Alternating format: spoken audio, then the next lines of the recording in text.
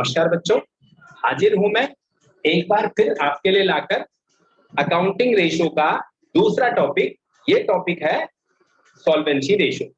आपने previous videos में हमारा देखा होगा, हमने क्या था लिक्विडिटी रेशो, उसमें हमने 2 रेशो किए थे बेटा। अगर आपने वो नहीं किया हो, आपको उसका लिंक भेज देंगे इस डिटेल्स में, और आप चाहे तो उस वीडियो को देख सकते हैं। ठीक है, आज की वीडियो में हम करेंगे क्या, सॉल्वेंसी रेशो। इसमें हमारे 4 रेशो जाते हैं, डेब्ट equity ratio, total asset to डेब्ट रेशो, प्रोप्राइटरी रेशो और इंटरेस्ट कवरेज रेशो। आइए शुरू करते हैं बिना देर के हुए। पहले इनका फॉर्मूलाज लिखेंगे, फिर इसकी डिटेल करेंगे। सॉल्वेंसी रेशो के अंदर 4 रेशो जो है, सबसे पहला रेशो है डेब्ट इक्विटी रेशो। डेब्ट इक्विटी रेशो, इसका फॉर्मूला होता है बेटा क्या, डेब्ट actually long term upon share holders fund.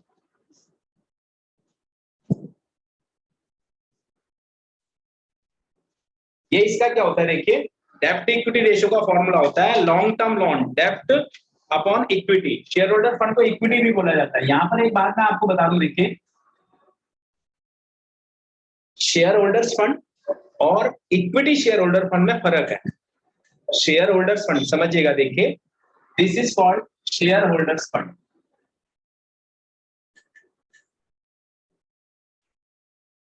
इसमें क्या क्या आता है बेटा, इसमें आता है it is also known as equity. एक ही मतलब है इसका, this is equity share capital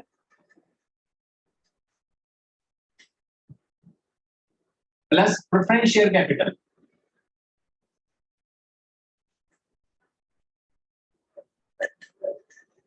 plus reserve and surplus. अच्छा, इसीलिए पहला चैप्टर चाहिए होता है बेटा, reserve and surplus. Equity share capital plus preference share capital plus reserve and surplus. Reserve and surplus के अंदर क्या क्या आता है, P&L आता है, जर्नल रिजर्व आता है, डिवेंचर रिडेम्पशन रिजर्व आता है, कैपिटल रिडेम्पशन रिजर्व आता है, कैपिटल रिजर्व आता है, तो और डिविडेंड इक्वलाइजेशन रिजर्व आता है। Otherwise all other reserve which are available for dividend, otherwise available for dividend, ये सब जो आते हैं बेटा वो किसके अंदर आते हैं, रिजर्व एंड सरप्लस के अंदर आते हैं।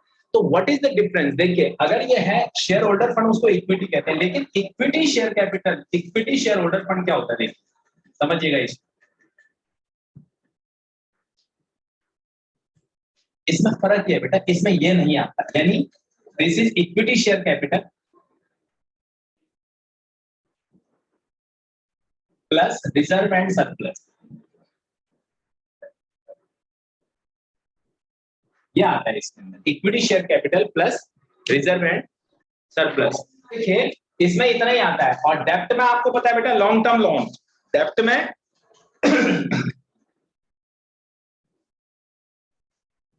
लॉन्ग टर्म बोरोइंग जैसे डिवेंचर वगैरह हो गए बेटा, प्लस लॉन्ग टर्म प्रोविजन। अच्छा, आपको साथ में बात बता दो, टोटल डेब्ट अगर आपको दिए हो तो टोटल डेब्ट में से अगर शॉर्ट टर्म अगर माइनस कर दोगे तब भी आपको क्या आ जाएगा, ये लॉन्ग टर्म डेब्ट आ जाएगा। अब यहां पर एक चीज ध्यान रखें, कई बार इस तरह से क्वेश्चन दिया रहता है बेटा, कैपिटल एम्प्लॉयड। कैपिटल एम्प्लॉयड होता क्या है, कैपिटल एम्प्लॉयड, कैपिटल जो टोटल कैपिटल, जो टोटल पैसा जो लगा हुआ है बिजनेस में, that is equal to equity plus डेब्ट। This is called capital employed बेटा। तो इसका मतलब है, सिंपल सा कंसेप्ट है, अगर आपने इक्विटी निकालनी हो तो कैपिटल एम्प्लॉयड माइनस डेब्ट आ जाएगा, या फिर डेब्ट निकालने हो तो कैपिटल एम्प्लॉयड माइनस इक्विटी आपका आ जाएगा। एक इसका फॉर्मूला और होता है कैपिटल एम्प्लॉयड का, साथ में लिख देता हूं क्योंकि एसेट्स के पॉइंट ऑफ व्यू से, net fix assets non current assets net plus net working capital. और आपको पता है वर्किंग कैपिटल क्या होती है, current assets minus current liability. ये है पहला रेशो जो हमें डिस्कस करना है किसमें, जिस दैट इज कॉल्ड डेब्ट टू इक्विटी रेशो। और दूसरा रेशो है जो बच्चा, it is total asset to डेब्ट रेशो। टोटल एसेट्स टू डेब्ट रेशो, नाम से ही बहुत क्लियर है क्या, total assets upon debts.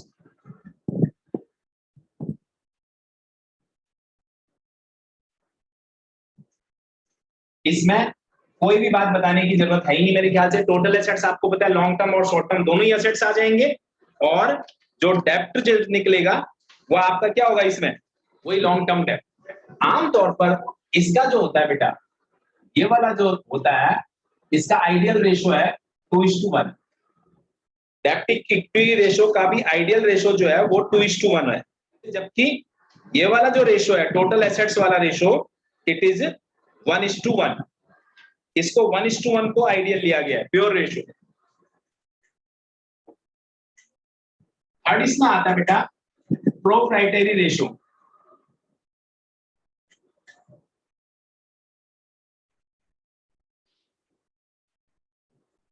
Proprietors fund upon total assets. अच्छा, अब आप सिंपल सा, प्रोप्राइटर कौन होते हैं, शेयर होल्डर्स फंड। प्रोप्राइटर कौन होते हैं बेटा, शेयर होल्डर फंड। वही याद कैसे लिख सकते हैं इसको, यानी equity upon share holders fund upon total assets.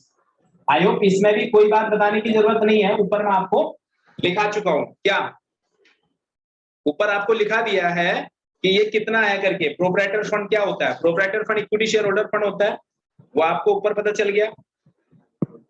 और टोटल एसेट्स आपको टोटल निकल ही जाएंगे। And the last one is, it is interest coverage ratio.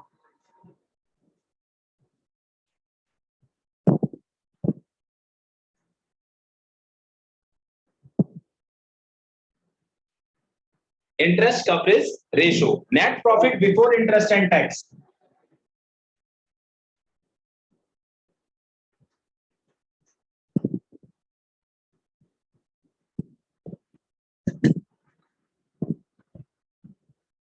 Upon interest on long term debt.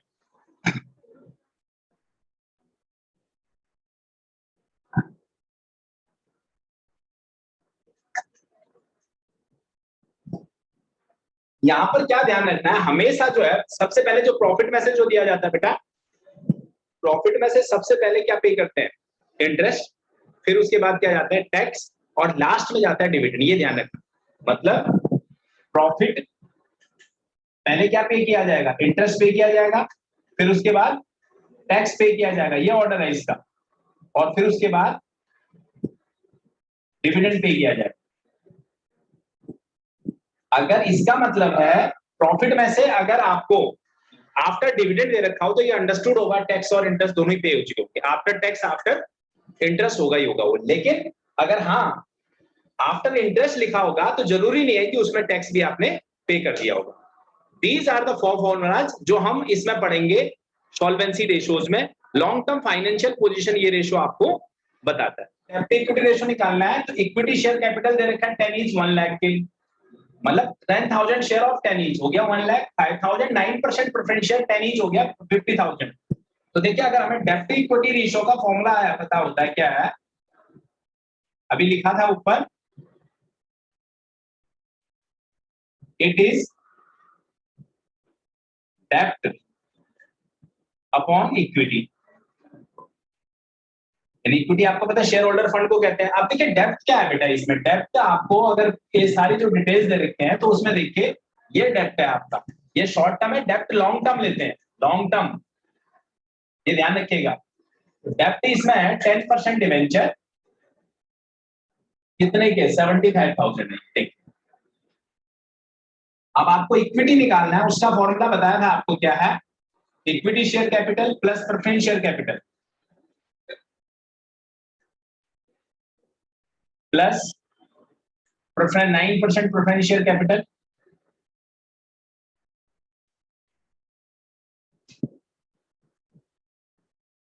Plus general reserve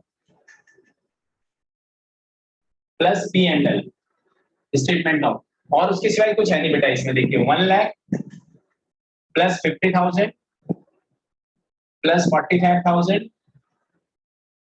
plus 20,000, तो यह आ गया 215 rupees 2,15,000। Simple सा है बेटा। अब क्या करना है, नाउ डेब्ट equity ratio equal to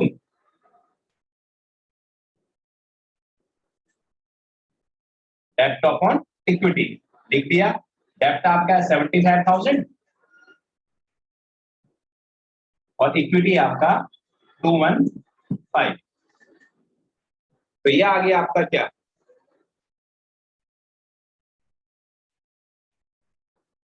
1।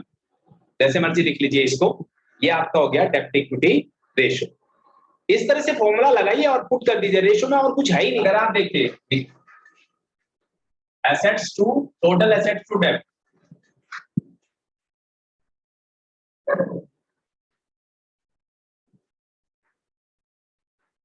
that is equal to total assets upon debt। तो यहां बिल्कुल सिंपल सा कंसेप्ट क्या है, टोटल डेब्ट आपको गिवन है। देखिए टोटल डेब्ट कितने गिवन है, तो टोटल एसेट्स आपको पता है बैलेंस शीट हमेशा इक्वल होती है। Total assets equal to total डेब्ट, जिसके अंदर लॉन्ग टर्म और शॉर्ट टर्म आ जाएंगे, प्लस शेयर होल्डर्स फंड। और शेयर होल्डर फंड में reserve and surplus already include होता है, अलग अलग से नहीं आएगा, ध्यान रखिएगा। ये हो गया 60 lakh plus 10 lakh, that is equal to 70 lakh हो गए बेटा टोटल एसेट्स। अब आपको चाहिए डेब्ट। डेब्ट क्या होते हैं, यानी लॉन्ग टर्म। तो ये होगा टोटल डेब्ट माइनस करंट लायबिलिटी, टोटल डेब्ट माइनस करंट लायबिलिटी यानी शॉर्ट टर्म डेब्ट बेटा। अब आपके पास देखिए करंट लायबिलिटी तो है ही नहीं, टोटल डेब्ट तो है, तो वर्किंग कैपिटल गिवन है बेटा। वर्किंग कैपिटल जो होती है वो क्या होती है, current assets minus current liability. यहां से आप करंट लायबिलिटी निकाल लेंगे। वर्किंग कैपिटल आपकी 5 लाख है, करंट एसेट्स आपके 25 लाख, और current liability in this way जो आपकी करंट लायबिलिटी होगी वो कितनी निकल जाएगी, 20 लाख। 25 लाख माइनस 5 लाख यानी 20 lakh.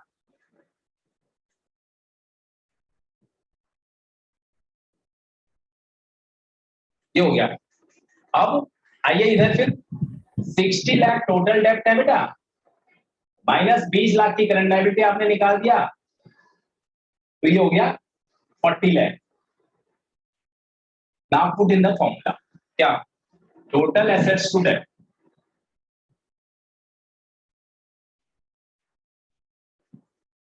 That is equal to total assets आपके पास है 70 lakh upon 40 lakh. This is answer 70 lakh upon 40 lakh, जो भी आपका आंसर आ रहा है 1.75 रेशो 1। This is answer. कहने का मतलब है जो आपको जो चीज अवेलेबल है उस हिसाब से आप उसको पुट कर दीजिए और सॉल्व कर दीजिए। जो है सॉल्वेंसी में 2 रेशियोज तो हमने कर लिए बेटा, अब तीसरा रेशियो करेंगे, कौन सा, प्रोप्राइटरी रेशियो। देखिए क्या डिटेल दे रखी है आपको ये, और निकालना क्या है इसमें, प्रोप्राइटरी रेशियो क्या होता है बताइए। इट इज प्रोप्राइटर्स फंड यानी share holders fund upon total assets. ये बेटा प्रोप्राइटर्स फंड क्या है, मैं फिर रिपीट कर रहा हूं, एक्चुअली शेयर होल्डर्स फंड। इसमें क्या सिर्फ आपको ऐड करके निकाल देना है कौन कौन सा रेशियो, ज्यादातर ऐसा ही बेटा। शेयर कैपिटल हो गया, ये देखिए equity share capital, equity plus preference share capital plus reserve and surplus reserve, ये आपका हो गया क्या, प्रोप्राइटर्स फंड 4,50,000 प्लस 320 प्लस 65, ये आपका आ गया 1,35,000, ये आपका प्रोप्राइटर फंड आ गया। और टोटल एसेट्स निकालिए, टोटल एसेट्स जो है ये कितना हो जाएगा, use this fix asset plus trade investment plus current assets, तो सिंपल सा यही तो टोटल एसेट्स होता है, fix assets plus trade investment, non current assets में ही आता है ये भी, प्लस करंट एसेट्स। जैसे इंफॉर्मेशन हो यूज कर लीजिए उसको। देखिए ये दे रखा है आपको 7 लाख, बाकी जो जरूरत नहीं है उसको यूज करने की जरूरत नहीं है। 2,45,000 प्लस 3 लाख, दिस बिकम्स 12,45,000, ये हो गया। क्या बना ये, put here proprietor fund that is 835 upon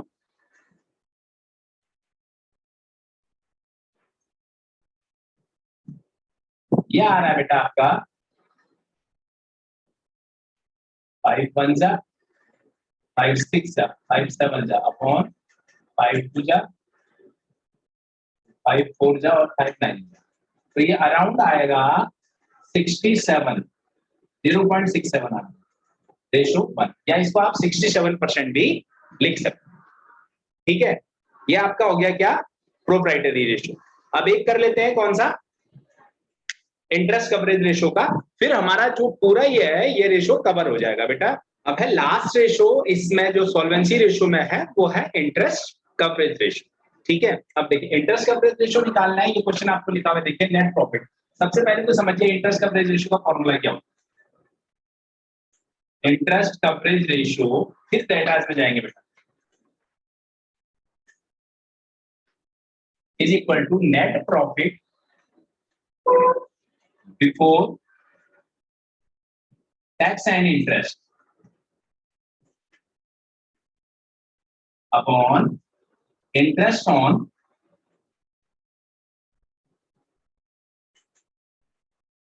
long term loans. ये देखिए बेटा यहाँ पर लॉन्ग टर्म लायबिलिटी कौन सी है, डिबेंचर है, तो नीचे वाला तो निकल गया। देखिए इंटरेस्ट ऑन डिबेंचर क्या है, interest on long term loan क्या निकल गया, देखिए दिस इज 20 लाख का 6%, ये रेट होता है इंटरेस्ट का बेटा, ये हो गया ₹1,20,000। चलिए ये तो निकाल दिया आपने। अब है आपको, देखो मैंने बताया था इस जब स्टार्ट किया था इसको, मैंने कहा था प्रॉफिट में से सबसे पहले इंटरेस्ट जाता है फिर टैक्स जाता है, टैक्स के बाद लिख रखा है, लेकिन उससे पहले तो टैक्स माइनस करने के बाद ये टैक्स कितना है 30। अगर बेटा 100 रुपए बिफोर टैक्स होगा, समझिएगा 100 rupees is the profit before tax, उसमें से 30 टैक्स दिया होगा तो प्रॉफिट आफ्टर टैक्स क्या बचेगा 70। देखिए इफ सपोज कर लिया profit before tax is ₹100, then tax हो गया 30%, दैट इज ₹30। तो आफ्टर टैक्स आ जाएगा क्या, प्रॉफिट आफ्टर टैक्स 70। ये सीधा तरीका है बच्चे, तो ये सिंपल है, this is equal to ₹70 out of 100।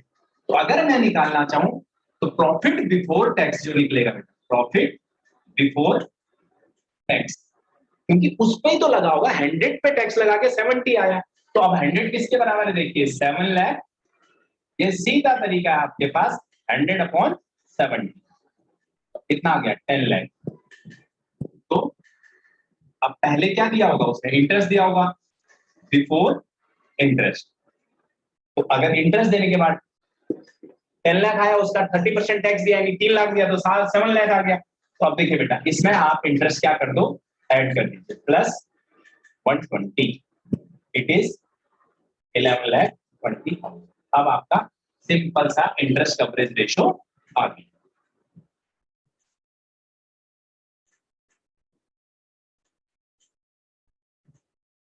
क्या इस 1120 अपॉन 120, देखिए ये आपके खत्म हो गए 112 अपॉन 12, क्या आएगा 9.33 टाइम्स। ये आपका हो गया इंटरेस्ट कवरेज रेशियो। तो इस प्रकार आपने देखा इस वीडियो में हमने सॉल्वेंसी रेशियो के चारों रेशियोज कौन कौन से, डेब्ट equity ratio, total asset to डेब्ट रेशियो, प्रोप्राइटरी रेशियो और इंटरेस्ट कवरेज रेशियो सारे ही कर दिए। उम्मीद करता हूं ये वीडियो आपको समझ आया होगा और आप और क्वेश्चन जो है इसके सॉल्व करेंगे। अगर कोई डाउट रहेगा, कोई इस तरह से रहेगा तो आप कमेंट सेक्शन में पूछ सकते हैं।